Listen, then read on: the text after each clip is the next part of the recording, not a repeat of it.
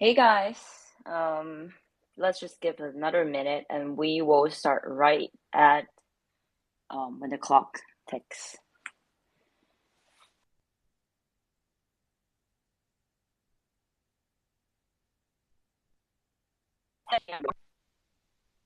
We are having one of the famous NFT, I guess, trader or connoisseur, whatever you call it, 0x Boba. I guess before we start, let's give him a round of introduction. Do you want to say hi to everyone? Yeah, hey everyone. Good evening for those like me on the East Coast. Can you guys hear me all right? I'm in the middle of Boston right now, so it could be a little bit loud. We weren't Hello? actually very clear. Can you hear us? Mabel, you're a little bit quiet for me. Okay, interesting. How about now? Does it work? Because I actually was on my AirPod, should not be.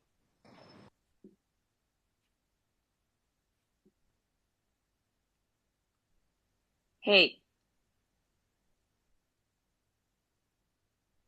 I Hello? don't think you unmuted. Yeah, I can Oh, hear you. I can hear you. okay, yeah. If everyone else can hear me. Yeah, I guess I'll start with a quick intro. I do have to leave in about an hour, so I'll make this pithy. Yeah, so this is That's Boba more than Tea. enough. Yeah, so I'm currently at Harvard. I was one of the co-founders of Harvard Blockchain Club, leading research Web3, or more recently on Chinese NFTs actually with iBox. And I've been with Dragonfly, which is a Web3 focused VC firm, for a year now. And before that, I got into crypto in like 2017. Was very degen, but then I got into NFTs. That was sort of my big break. In August of 2020, I was a community ambassador at Sky Mavis for Axie Infinity. I sold the most expensive Axie ever sold, so I did unload the Pico top there, and then I went into Punks and Apes very early as well. Just quickly, I guess my last three trades were Art Gobblers, Digi Daigaku, and Meme Land. I'm a big fan of potatoes. So yeah, here I am. Happy to answer any questions. Yeah, 0x like I think you first reached out to me when I was recording the pod for and then you said on it. So when I was trying to find someone to speak here, I immediately thought of person to just introduce people about the evolution of NFT space. I guess I guess I would love to actually hear more about your past achievement and credentials other than the things that you just mentioned, right? Like you said, the most expensive stories, if there's any that you can share. Yeah, I think currently in the NFT space, there are a couple sort of types of NFTs that have found perfect product market fit. One of them I think is generative art because it is a new medium for art curation and art collecting. Because as a creator, let's say for the new QQ element, you have the ability to interact and sort of be an integral part of the creation process of the art piece. So I bought a lot of art blocks in May. Mm. So I got a set of Fidenzas, meridians, squiggles, and they were like 4 ETH. I think they're like 15 right now. Something crazy. So I'm a big fan of Gen Art. I think Gen Art is currently still like otherwise like underexplored, especially the top sets by great artists like Tyler Hobbs and Dmitry Cherniak and all these other. I think Deca is really cool. I've been leveling up my Decagon. I think I'm up to like level 30 or something now. It's crazy. And besides that, I've been very involved in like still PFPs. I was a big Mintech botter. So I guess over the summer when I wasn't so busy with school, I hit a lot of mints and was very active in sort of the degen, complete degen like free mint meta. That was a lot of fun. Now that it's over, and I think people mostly know me for Azuki. So I'm a big Azuki fan. I defended Zagabond in like during the May FUD. When it was revealed that he was also the creator of Zunks and Funks. Yeah, that was me. I was a big supporter. I bought more Azukis, at the Pico about them, and I went to NFT NYC and met the whole team. They're really great people. They have a great, I think, just sort of vision and roadmap ahead of them that don't overly rely on royalties. We can talk about this, of course, in a bit.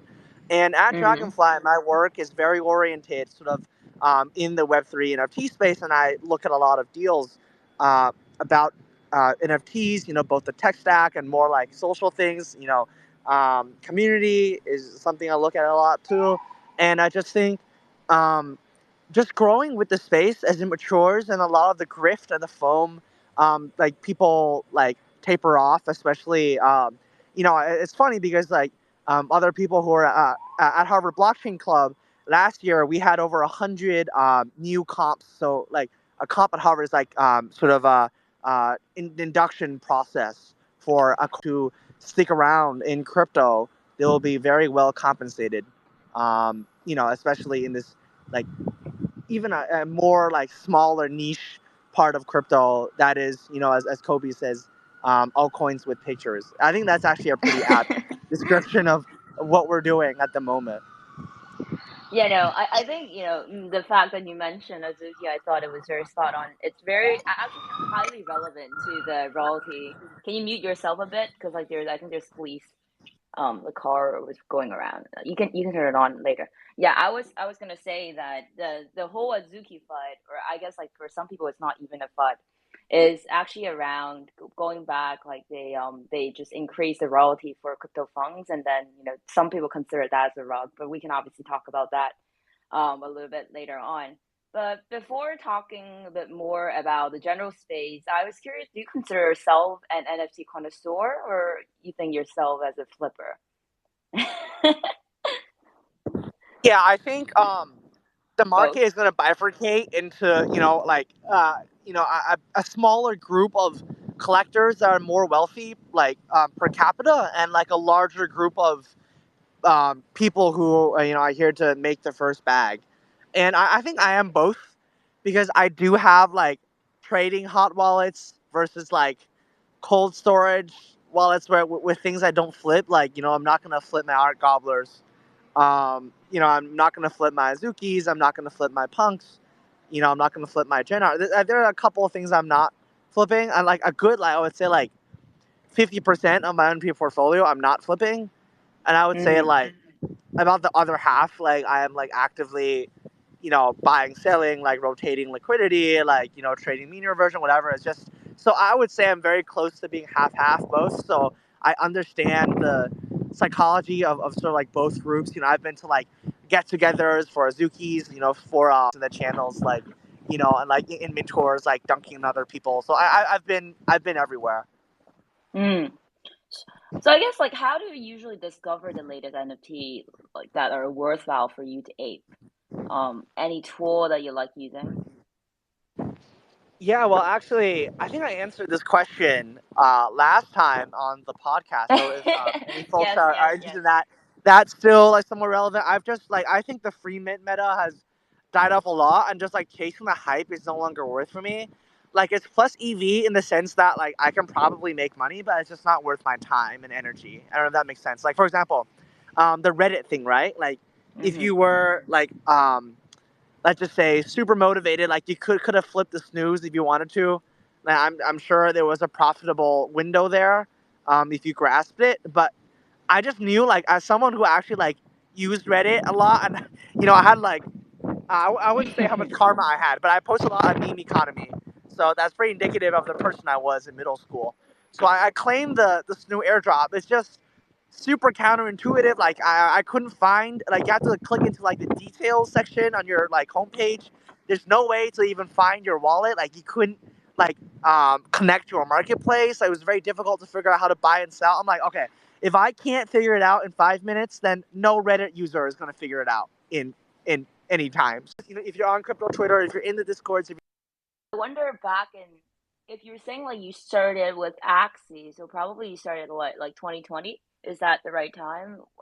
When you start Yeah. playing NFTs, right? So when you started off, what site like do you usually like to go to versus now? I'm sure you probably have changed quite a few different marketplaces, or I guess like other site. Was curious about that.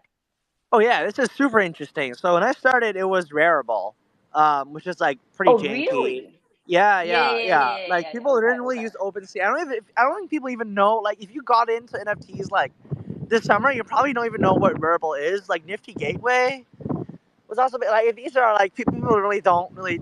I think my first NFT, like I think last time yeah, you asked me what my first NFT was, and I didn't know. So I went back and I looked at it. I think it was like ETH waifu or something. It's like some like totally random thing that's worth Oh, zero wow, that now. was very early. Yeah, okay, Yeah, it okay. was like I before I see. bought hash masks. Like it was a long time ago. And then I went to OpenSea, of course, like everyone did. And Axie, it was actually Axie's own marketplace. It's like marketplace.axie like .com. Like used to like look way more janky. Like they got it more flushed out now, so it's like nice and intuitive. But yeah, last year it was like a little bit weird. And right now it's completely different. Like I literally just use Gem, or I use Blur, Mm, or I'm mm. using NFT Nerds to look at like the analytics of a project, right? Where I get pinged on like Zerion if some other like botter is minting something, and then I jump to like Gem or NFT Nerds or Blur. I guess Blur. I use Blur now just to like farm the airdrop. I think something's coming, so it's really just like I don't TMI, really go to TMI. the royalty places, and like I don't go to marketplaces anymore. I just sort of like hover like in the aggregator space, and I think a lot of traders also do this. And another interesting thing is that I used to like I guess one of the edges that you used to be able to have is like when I first started trading doodles, I would go to the Discord sale channels, and you could find people there. It's like a good way of like sourcing like liquidity, and you find other like-minded creators who yeah, like also want to like buy your doodle, or you can arrange like a complex, some sort of like trade deal. I give you like my rare like flower head for like 3 floors plus 5 ETH or something. Like that was how you would do OTC, because you could get rid of the very cumbersome 2.5% platform fee, especially for larger trades, unlike the royalties, right? Before it was even like it was a norm, right, to enforce royalties, and then XUY2 came out with the through the discords you would use like NFT Trader or the old pseudo swap. I don't know if you know the old pseudo swap. It's like a P2P sort of Yeah, like yeah, yeah. protocol where The you could V1. it looks like it Mm-hmm. looks kind of like janky. It's like Windows 97. I don't know. I wasn't born in 97, so I don't really know what it looks like. Okay. I'm told it looks like that. So and then pseudo and then XUY2 came out with the super useful like uh, OTC like sort of like P2P NFT sales thing, and you could just like put in your wallet, and they can offer, and it will show up as like a bid like underneath the NFT, and then everyone started using that. And then Mm. now, because people can just sell without royalties, like there's just no incentive to even like to even source anything OTC. There's no point to do OTC trades anymore. There's no point to do P2P. You just listen to a pseudo pool if you want to like have a custom bonding curve. You want to like get the best sort of like pricing for NFTs, or you would yeah, just list it since there's no royalties, right, on Blur, and there's no like marketplace fee, so it's literally free. So yeah, I think it's changed I a lot. I think I overboarded this question, but yeah. No, no, no, this is good because I was actually going to ask you something related to this, which is like, do you think people like you are more, I guess, like, do you think there are a lot of people like you, or do you think, the general public would also start, interacting with NFT in this way? I think what you brought on is very interesting, honestly. I think it would be pretty bimodal. Like you will have some people like me, like the core sort of like people like trading NFTs, but newer users they will just go to OpenSea because it's most secure, it's most safe. They have a launch pad. You can find new great projects there, and new creators want to work with OpenSea because they are the biggest platform that they're known sort of like outside of Web3, and you get your slice, right? You get your 5% royalties or whatever. So I think the next bull wave, like people will start like becoming like an OpenSea person or like some like equivalent like marketplace plus launchpad model. Maybe we'll see something new, maybe not. And then like for the serious traders who are not like collectors who just buy and hold, they will then like move towards like more sophisticated sort of like marketplaces that could be more tailored to their preferences.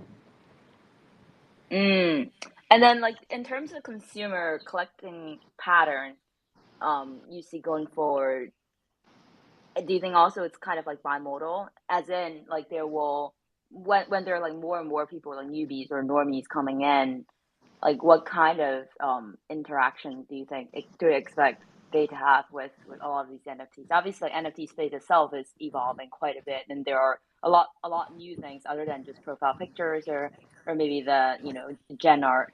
So I was curious about your kind of prediction for consumer behavior. Well, if we really hit critical mass, like escape velocity, then everyone should be on the collector side. They should not be like actively trading this and like spending hours of their day, like looking at trades. Like that's not how we don't want to over financialize this tech, right? NFTs are just a bunch of code. Like there's nothing that like says, oh, you have to like be like actively trading this or managing your portfolio, or you have to know like like how to manage risk or whatever. Like this is not meant to be like, this is like a very sophisticated like job almost. Like I know people who trade full time, right? It's just if we get mass adoption, like I don't know if NFTs will disappear into the background like they are with the Reddit Polygon NFTs. I don't think that's quite how we'll end up, but it's going to be somewhere in between where it's not so like in your face and it's not so financialized. So I think people will like, I still think like big marketplaces who charge fees that are like upwards of 2% and not like the 0.5% standard for like pseudo swap or whatever. Those people, like those marketplaces will still exist just because of like network effects, right? And sort of like their brand, right? And their ability to sort of like get collectors to launch on their platform. Those will still exist and those will do well if we get to like the critical mass point. Well, I'm not necessarily agreeing with you on the marketplace would have to charge fee per volume basis. But we can obviously talk about that later on. But I think you mentioned a very interesting point, which is like when this hits the escape velocity, people are mostly not traders. So if that's the case, isn't the market for things like, I guess like all of these on-chain aggregators are going to be niche? Or do you think it's just like, because the ceiling is so high, it doesn't matter. Like even if it's like relatively vertical thing, it still can be worth quite a bit. Yeah, I think it's just not going to be a zero-sum game. Like there will always be more traders and there will always be more collectors. But I just think like once we hit critical mass, there will be way more collectors than traders, right? I say Doodles too. Or when they finally launch, everyone has their own Doodles too. They're just using it as their like social media, like PFP, or like they have some like new game they can plug into or some new sort of like way of socializing that's fun, right? Like they're not trading their Doodles too like every day actively, So. Yep, makes sense. I want to pivot to talking about royalty fee a little bit. I saw you had a thread about how the royalty fee thing played out was highly related to or relevant to the ecosystem that the NFT was issued, meaning, the smart contract platform, ETH versus Solana, I think you were referring to. Maybe you can expand on that thread a little bit more, because I think a lot of the audiences haven't heard about, didn't know about that. Yeah, so as everyone knows by now, royalties are not enforceable on the smart On-chain. contract level. Yeah, Yes, so correct. what I think is going to happen is in the long run we'll have like 0.5% like marketplace fees and like 1% royalty or 1.5% royalty for like a 2% like flat royalty overall, where people are just like too lazy to like find ways to like skirt around the royalty, whatever, and they'll like, oh yeah, we support this project and then we'll pay out the dues. And is this a problem? Yes. Why do I say yes? Because a lot of the reasons some creators got into NFTs is because they're promised that NFTs are this sort of like revenue, cash flow generating asset that can sort of give you a stream of income in perpetuity. But that's no longer true, because it was true, I guess, like when, in 2020, it was true in 2021. Just look at how much like Bored Ape made from royalties. I think it's like 90% of their like revenue is from royalties and not from primary sales or merch, right? No one buys the 8fest merch. So I just think this is no longer true, and creators are going to have to live up to this reality. And are they going to leave? I don't think so, because I think the royalty problem can just be like transferred, like I said in my thread, to some other ways, right? I think the Larva Labs model, like, it's funny, it's kind of ironic, because like Larva Labs were the first people to like sort of do NFTs and make them popular, like with punks, and they didn't have royalties, right? They just held on to like a sizable portion of their own collection. It's like owning equity in a company, right? You just slowly sell it off. There's nothing wrong with that. Or you can do something like nouns, right? If you have nouns, one new noun every day, and every 10th noun is kept by the noun team. That's a super good way of aligning the creators' sort of incentives with the users, right? Without having to go through this on-chain like enforcing nightmare, right? I remember Magic Eden. Mabel, you're definitely very familiar with Magic Eden. Like, they had this thing where you could like police sort of people whether or not they paid up their royalties, and if they didn't, you could blur their NFT and deny them like access to the Discord. I just feel like that's such a nightmare. It's just also like not the right way to approach this problem. So ultimately, I want to bring up something that I think very few people talk about, and it's just sort of some of my own thoughts here. I think that like the most important part about NFTs is not for the creator. It's not like that they can have 5% royalties forever, right? It's not when people make a like comparison to like the starving artist, like stereotype guy who is not paid. He's extracted by all the institutions, and then he ends up, his work is like, just like played around by rich people. I don't think this is a problem NFTs solve.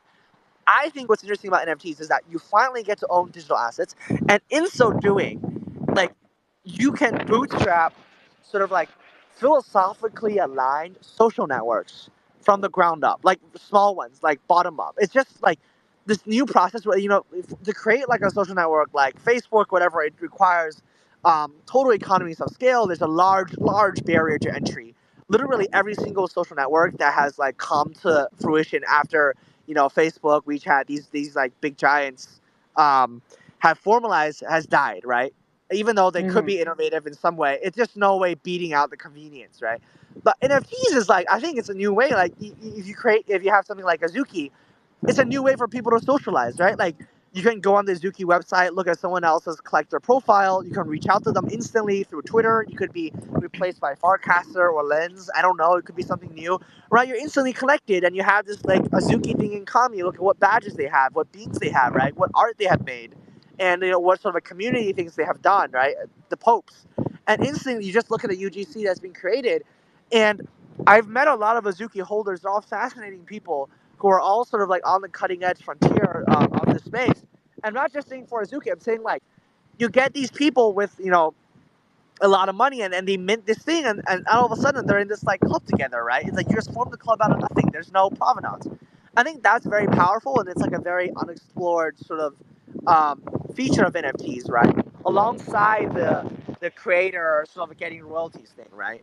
And I think the answer to the royalties problem is just to adopt something like the Larva Labs model, or if you're stuck with what you had, you can have like a sort of dilutive secondary collection, but then do the same thing. But it is what it is. Like, I understand like the dilution is a serious problem. Like, if you had like Andy Warhol made 1,000,000 Campbell soup cans, right? Will they be worth as much as they are now? Obviously not, right? But I think it's not like a zero sum thing. I think like if your IP, if your iconography is sort of like strong enough, you can handle like a diluted secondary collection, right? Like Azuki and Beans, or Doodles and Duplicators, or a bunch of these. So yeah.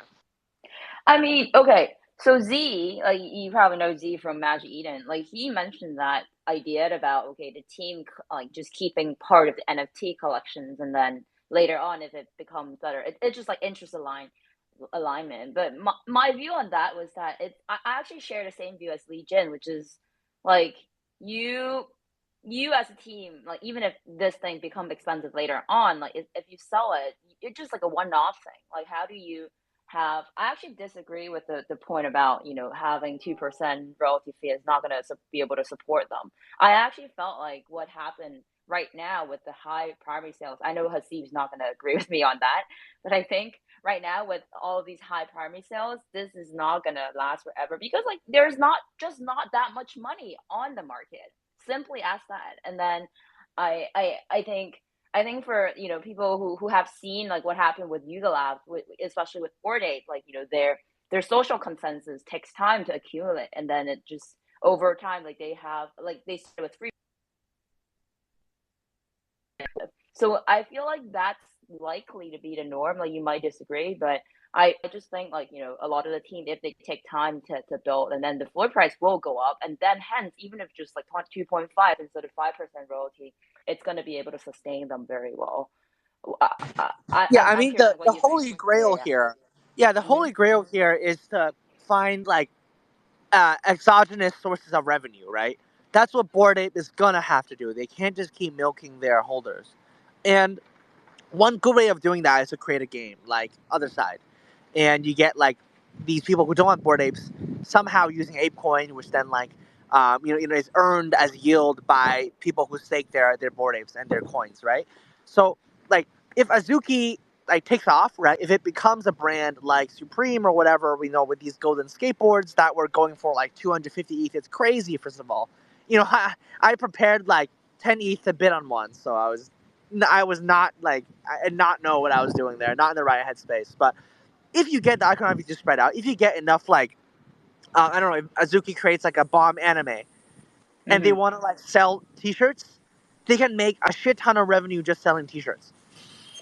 Like I think there are other ways. Like once you get the iconography out there and people start to recognize Azuki and they think this is dope, right? It applies for any other NFT. I don't just mean to speak about Azuki, right? Like then like you solve the problem, right? Like it's not dependent on specific like NFT royalties, right?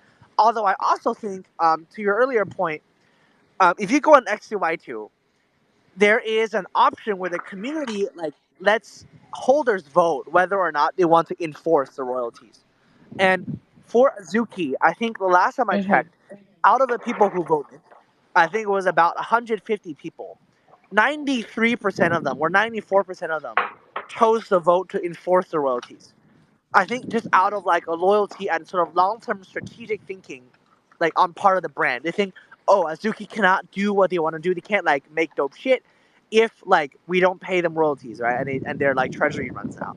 So these holders are actually thinking like on behalf of the brand, and they are acting in some capacity as the co-creators of the brand. And I think that's just there's something just like terribly enchanting about that. And I think all brands, like all good NFT projects, can end up doing that. And let me tell you something else. Like, when I trade for Denzas, like literally, even if I do an OTC sale, the collectors will go like send the ETH to Tyler Hobbs's like wallet after we do the deal. That's how committed they are to like paying up royalties to like artists they really love.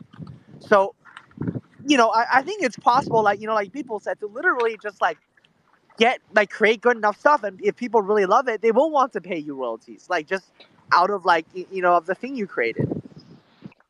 Yeah, I agree with that. I mean like, but I think you also need to be mindful that you are also talking about all of these blue chips.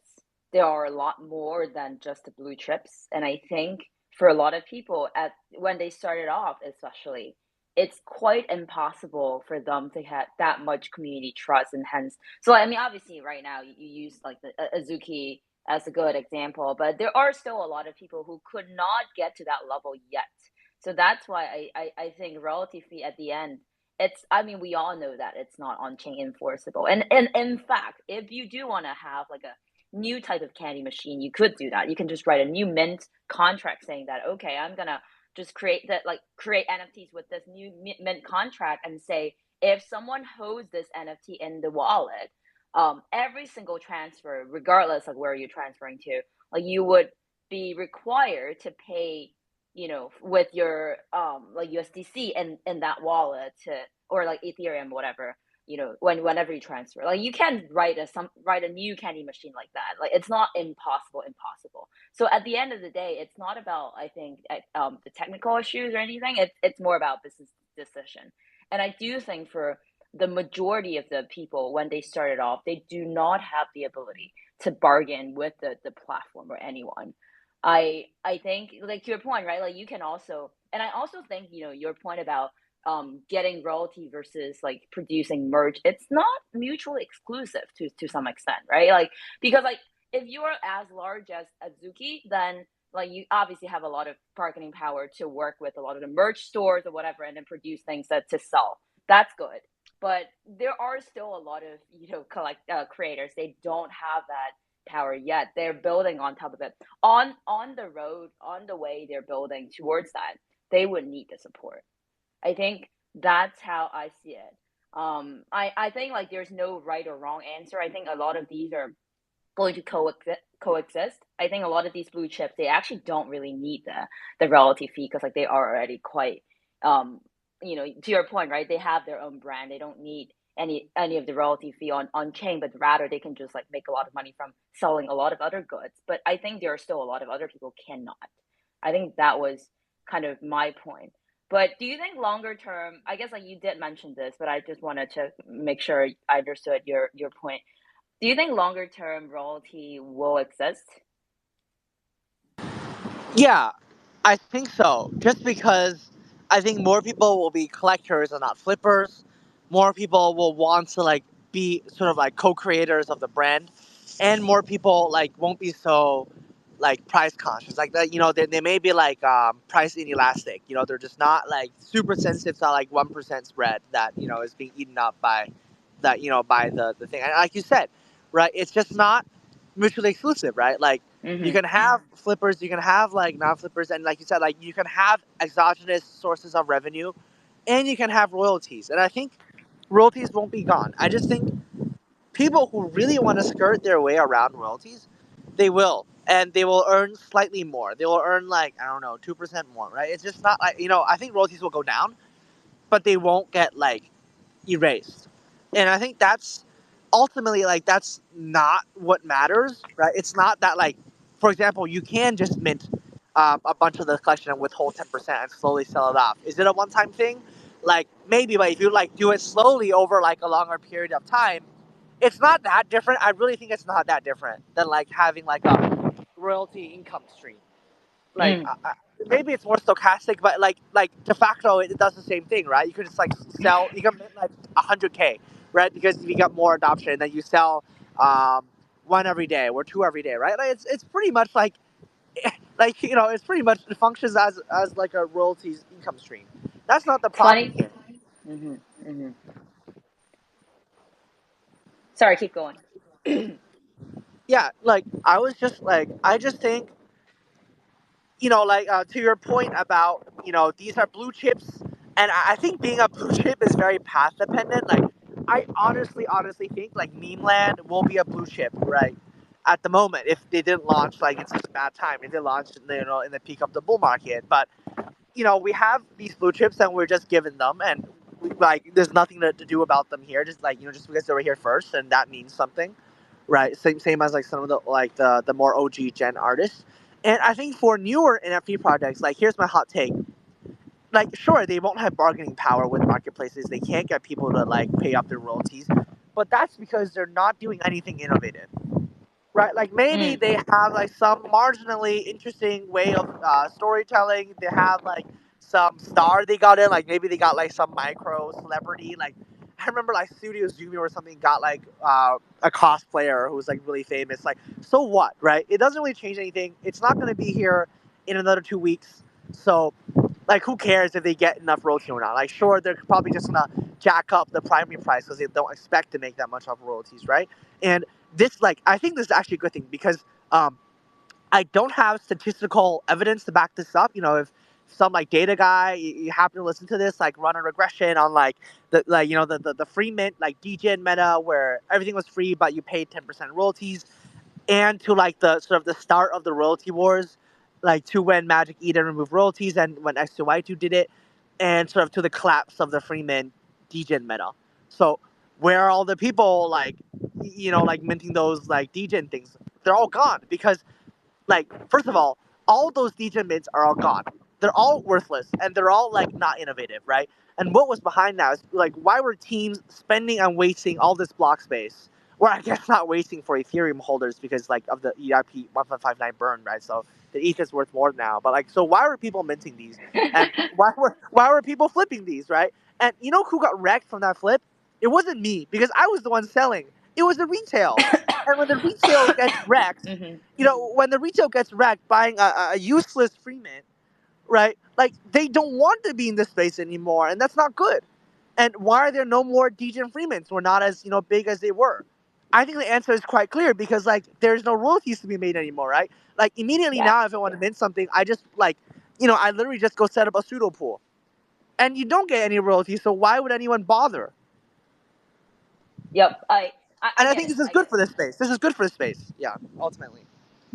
I think what you actually brought up a very interesting point about there's like way too much supply.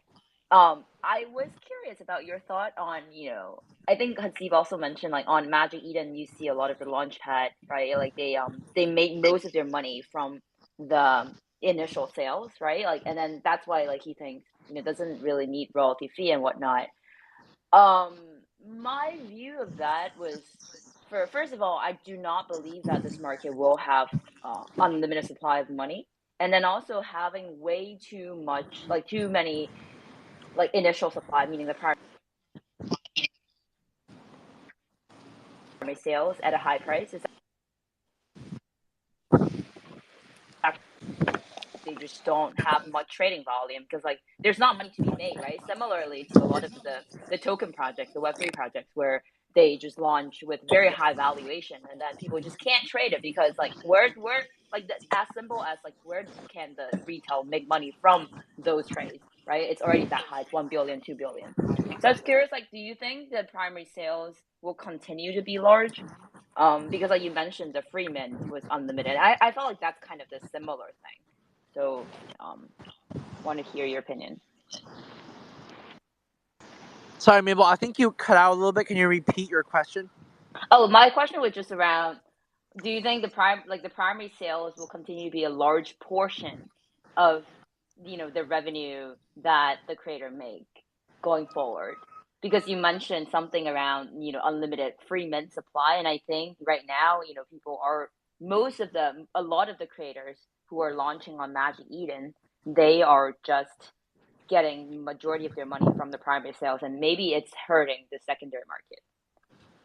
Yeah, I think eventually, like once we get bigger, I think there will be more capital inflow, right? That's the bet. Like when the tech becomes more useful, when the UI UX gets better, when people actually need to use NFTs for something besides for vehicles of speculation, then new capital comes in and everyone is happy, and there are more like primary and secondary like revenue.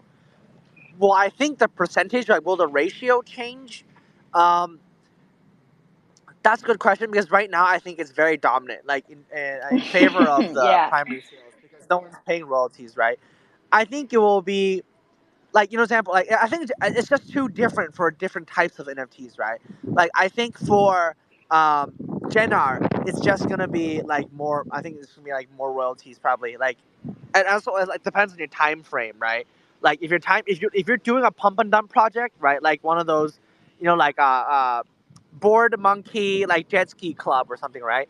Your project is gonna live for 1 week max, right? So it's like the 5 minutes into the mint when you mint out, right? That's like 80% of your revenue, and then the 20%, like the tail end, comes from the secondary, right? But if you're really building something and you can build something, I know I've talked to a lot of these teams who are building something like a community or a club, right? When you have a club, I think you can enforce secondary royalties, right? You have NFTs are a culture thing, right?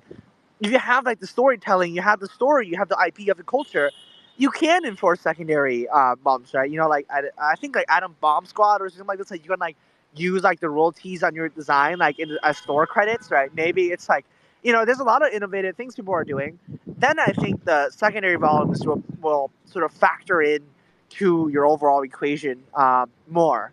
I think it's really project and context dependent. Yeah, no, I also think the ones that would actually be able to sustain themselves with royalty fee will be the project that keeps building, because they do need a social consensus to gradually grow, right? Just like what Yuga Labs did. Like, if they didn't get to like a 60 or 70 ETH floor price in one day. Like, it actually took quite a while for them to, keep building, keep trying to announce partnerships and whatnot, or even just like, NFT holding by NBA players, right? A lot of those need to be done and worked. So I absolutely agree with you. I did want to shift to, another point that we talked about early on. You mentioned that you think the model for, the trading fee can be, continue to have like for, I don't know, 1 to 2% in the future. How have you thought about like a membership subscription model though? Like, no trading fee at all? Because I felt like, one of my argument being the NFT marketplace is essentially the place for discoverability. It has a lot of eyeballs on it. So as long as it has attention and traction, there's always some other place to spend money. So if the users are willing to pay max at 2 to 3%, then the creators should be the one that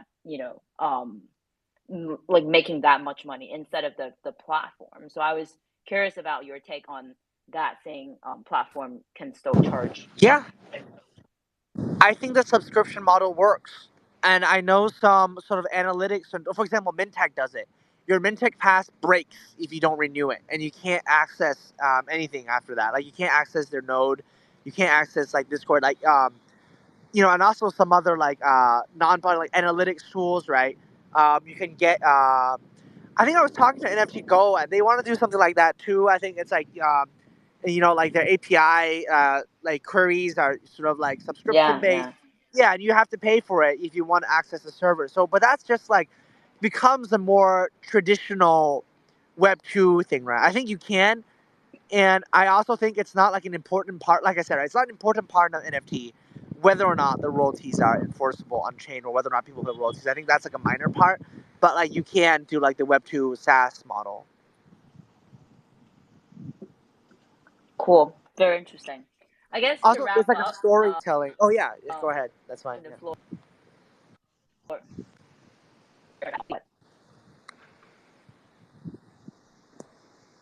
Sorry, I think I cut you off.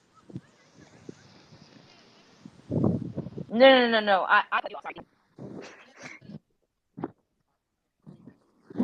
Oh, I was just gonna wrap up very quickly. I just think if you sort of see NFTs as like a cultural shift, a cultural phenomenon, and you think like they're gonna sort of like like be here for longer, then I think if you have like a smaller club like Azuki and you have like the 4,000 holders, like I would say like maybe 3/4 of them would be very happy to pay a 5% royalty fee, or in the future when they're more expensive, like perhaps like a 3% royalty free fee. I think it is enforceable for, like you said, right, the larger blue chip projects where they have that community element, right? People are like more, it's like the prisoner's dilemma, right? People are more like happy to cooperate, like once trust is established. And I think that's what's important. It's like blockchains, like and NFTs, like this tech stack allows us to bridge across like, trustless like math and code and, come together and form communities. And then you can enforce royalties.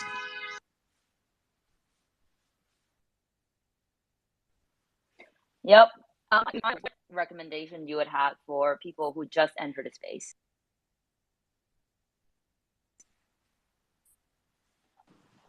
Yeah, I think last time on Hodlong, I told people to like, read Discord servers very carefully, like getting to know more projects. I think that's still true. Like, for example, you definitely could have gotten an Art Gobbler's whitelist just by like working very hard and being there, like in front of the people, right? Because everyone was talking about Art Gobblers. So even if you saw like some of the earlier posts, and this was like a big project, like everyone knew like Paradigm, Justin Roiland, like everyone was in on it. If you grinded, you definitely could have gotten a whitelist, and that's like 20 ETH, right? Like this could have. I know this was some people's big first trade, right? It was like their Right. Moonbirds trade, when they grinded for where they won the lottery and they got like the 2 ETH mint spot instantly flipped for 15 ETH, right? So it's the opportunity still exists, right? On a very micro scale. Like if you are interested in like, flipping and perhaps like trading NFTs, I think like go listen to the Hot Long episode. Like stuff there I said still applies. But right now, like I think the degen meta is over.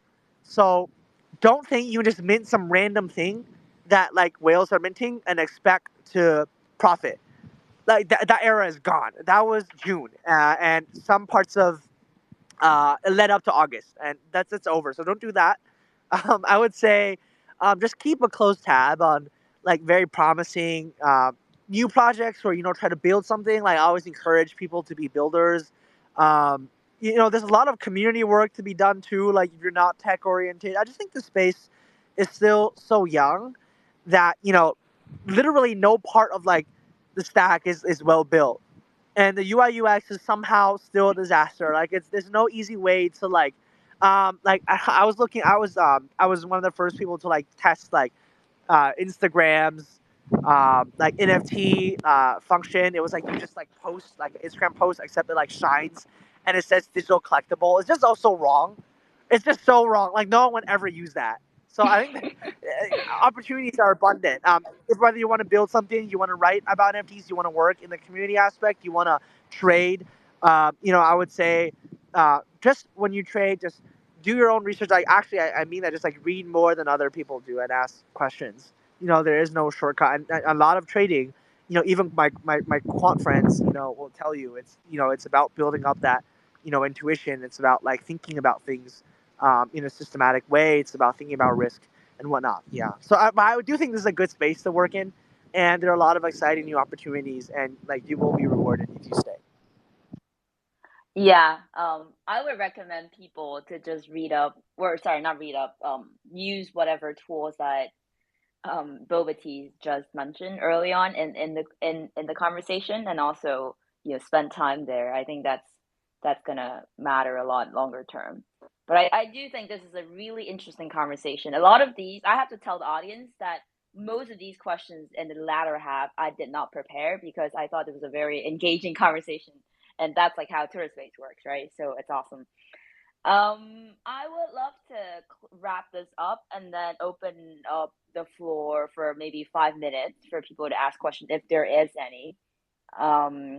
Any hand raise is welcome.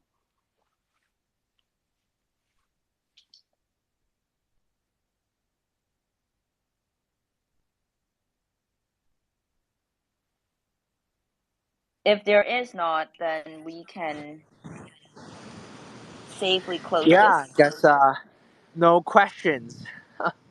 That's shocking, I felt like you people who follow you would have a lot of, I guess, like they also chat with you all the time. Yeah, I mean, I thought there were a good amount of hot takes in there, but I guess Yeah, like no, it is the I bear agree. market. People are I more think today's quiet. Yeah. conversation was good. I really enjoyed it. We'll have recording obviously later on, so people whoever missed it can listen to that.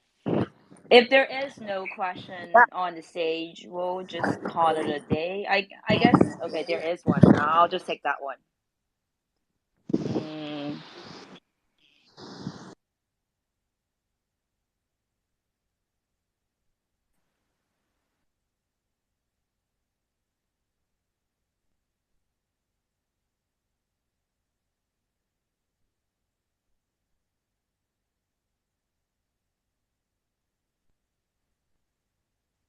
I think he's still connecting, so let's give him some time.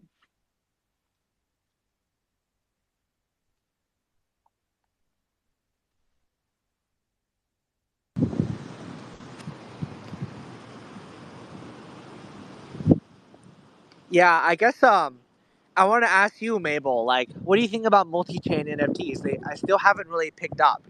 I've been from like ghostly ghosts to like a bunch of like the later projects. I don't know. Like, is there like a demand for multi-chain NFTs or cross-chain NFTs? Okay. Good evening. Greetings. Greetings, everybody. I want to say,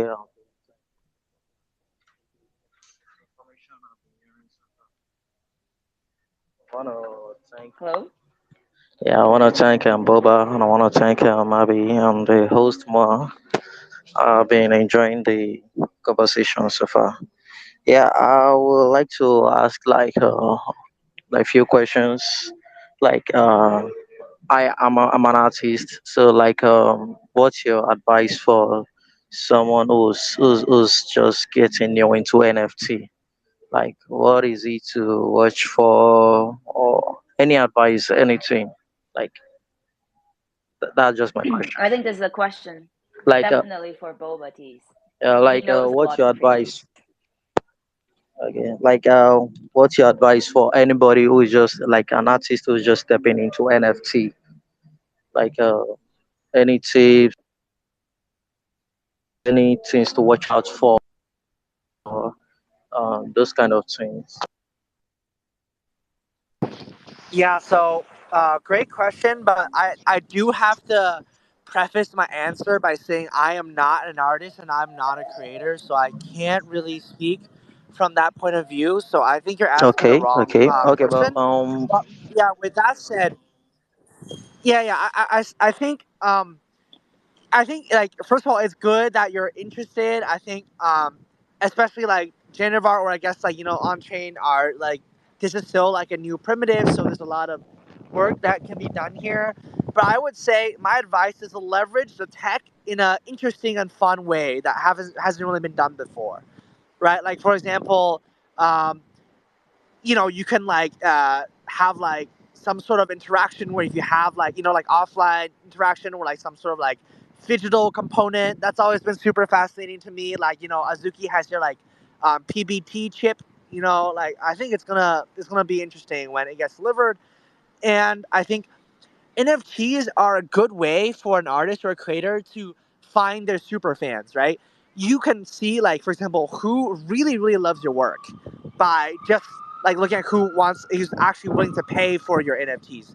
So connect with them, like understand, like, you can become a better artist by like knowing the people who love your work. And I think it's like a reflexive and very like cyclical process. okay, thank you very much. I really appreciate that.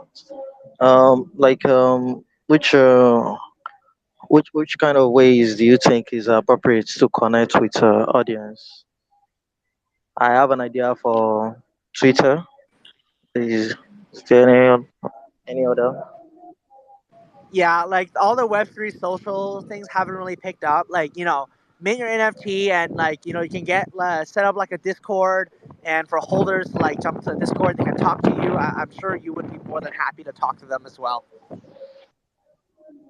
Okay. Thank you very much. I really appreciate. That's all my questions. Thank you for letting me speak. No, thank you. Awesome. Awesome. I can get back to your question on the multi-chain one. I actually did think about it quite a bit. And I just want to wrap up after this. So this is a perfect ending.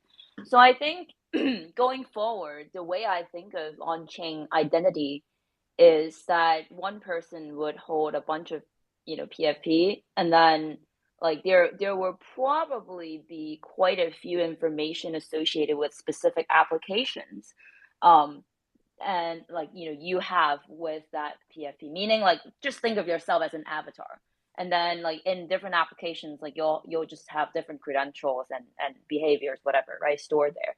So I feel like the multi-chain model would work if it's operating on something like an IBC type of model, meaning a lot of the things are just native in the like app specific chains. But then if you ever wants to call a credential or information that your avatar store in another app, you can always do that, but it will need cost. Otherwise, like you would just be perfectly fine if you're using your Azuki in one app versus another. Like it will have different types of information associated with that.